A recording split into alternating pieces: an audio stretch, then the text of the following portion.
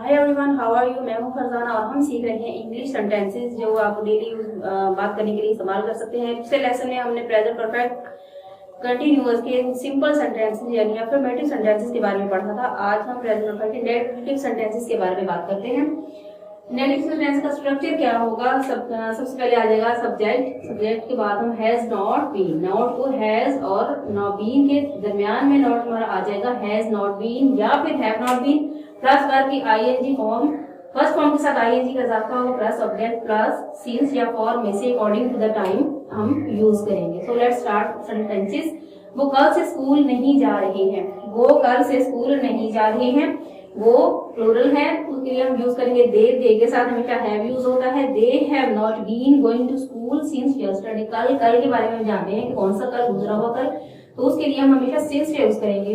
Yesterday के साथ since use होता है। They have not been going to school since yesterday. हम सुबह से खेल नहीं रहे हैं। हम सुबह से खेल नहीं रहे हैं। We have not been playing since morning. We have not been playing since morning.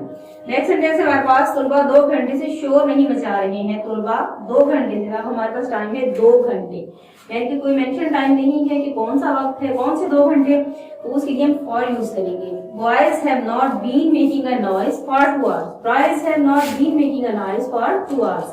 Next sentence हमारे पास वो कल से क्रिकेट नहीं खेल रहा है। वो कल से क्रिकेट नहीं खेल रहा है। He has not been playing cricket since yesterday. अब yesterday हमारे पास मेंशन है तो उसके लिए हम since चूज करेंगे। He has not been playing cricket since yesterday.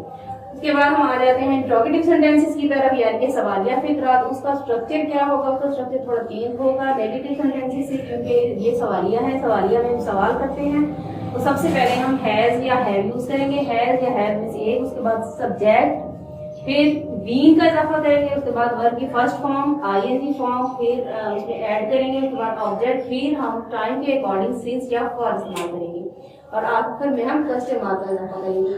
तो सबसे पहला सेंटेंस है हमारा, क्या 4 घंटे से बारिश हो रही है? क्या 4 घंटे से बारिश हो रही है?